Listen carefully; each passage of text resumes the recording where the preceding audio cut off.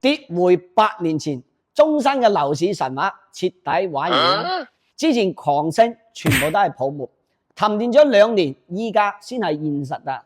呢場虛假嘅大龍鳳穿晒煲啦！粵港澳大灣區嘅樓市災難沒有最低，只有更低。依家仲有邊個 A 準喺你耳邊吹嗰啲大灣區之門？唔使猶豫，直接一巴過去。當然啦，講笑啫，打人係犯法噶嘛。跟住佢去睇下之前中山嗰啲風光無限嘅樓盤。等晚啦，嗰啲冇着燈嗰啲，我係人哋半世人嘅積蓄。呢啲唔係話乜嘢神話落幕，呢啲直情係一個財富嘅大屠殺。你哋仲記唔記得㗎？中山嘅樓盤係由之前嘅5、6千蚊，直接飆到11000到2萬幾蚊。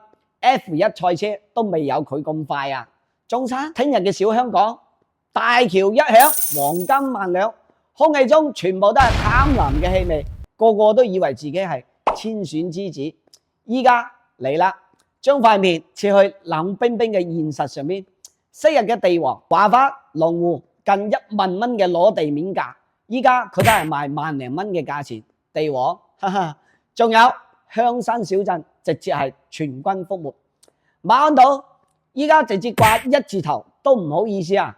呢啲邊度係調整啊，大佬，根本就係腰斬啦！數字睇數字。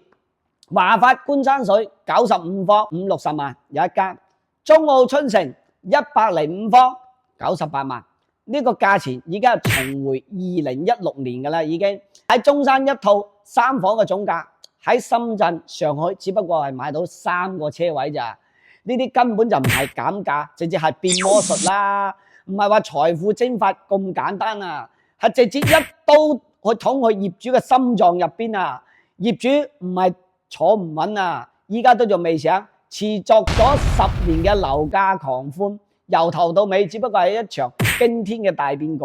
究竟係邊個推捧佢咁高嘅呢？就係2019年之前嗰啲食到紅利嗰一班人啊，吹捧中山係小香港，佢哋祖傳呃人，利用精美嘅修圖同埋熱血沸騰嘅話術，將一片片嗰啲荒地包裝成為一個金山銀山。專門收割一批發緊暴發夢嘅外省嘅業主，本地剛需根本就冇嗰啲能力去支撐佢哋去買一間樓。呢個遊戲一開始注定就係一個定時炸彈嚟㗎啦，睇佢幾時爆嘅啫。仲有啲項目更加離譜，明明知道交唔到樓嘅，仲喺度嘅吹到個天花龍鳳。風頭一過咗之後呢，買咗樓嘅唯有睇住嗰啲空城。默默咁喺度流淚啊！你問我支撐樓價嘅係乜產業？講笑咩？人口勉勉強強可以講話人口，只不過係一大批都係17、18年食到甜頭嗰一班人爭住去買，呢班人邊度有肉食就去買邊度噶啦，誰不知自己都陷入咗泥潭之中，塔亦都難飛啊！今次崩盤唔係會唔會嘅問題，係幾時嘅問題？冇幸存者㗎，只不過睇人哋傷得重唔重嘅啫。高位接貨嘅孤勇者，可能係人哋偷空咗3代人嘅積蓄，再加上孭30年嘅房貸嘅普通家庭，依家資產腰斬咗，但係月供1蚊都唔可以少。佢哋失去嘅唔單單只係錢啊，係對下半世嘅希望。層樓鎖死住佢哋嘅債務嘅枷鎖，買翻嚟剛需嘅一族，本以為買咗一個屋企。點知道買咗一個領頭羊，樓價一跌，3代人辛辛苦苦嘅積蓄即刻變零，唔敢辭工，唔敢消費，人生俾呢啲咁嘅鋼筋水泥綁住咗，就連嗰啲狠心割肉嗰啲咁嘅業主，你以為佢想去咁樣處理嘅咩？只不過係斷臂求生嘅咋，俾啲月供，俾啲債務逼到喺懸崖嘅邊緣，每一單成交都係喺啲業主個心入邊再捅得刀。馬鞍島嗰個連飯都冇得食個空城，網簽價早就跌落咗神壇啦，12000蚊一個方，比高峰嗰陣時直接腰斬咗差唔多一半。二手樓咁慘，跌幅3成咁多，政策紅利只不過係一張像薄過白紙嘅咁樣一篤就破噶啦。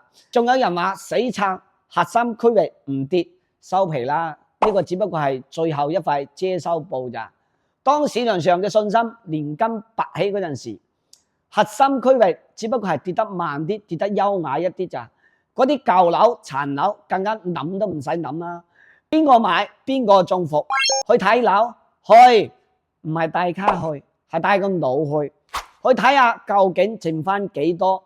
如果你係剛需嘅，係諗住買層樓住下嘅，一定要金睛火眼，唔好盲目咁樣去落訂。買係可以買啲啱自己嘅，買啲自己真係用得上嘅。如果買嚟養老鼠嘅話，暫時就唔好掂噶啦。定啲嚟先，買可唔可以買？都係可以買嘅。畢竟你依家買係已經係比人哋平咗3到5成。4.0 產品係一種新穎嘅產品，後期會唔會紅海？其實紅海係必然嘅，但係你要注意佢嘅私密性啊，有眼睇嘅。如何避免中伏？幫我點個 like，下期繼續揭秘。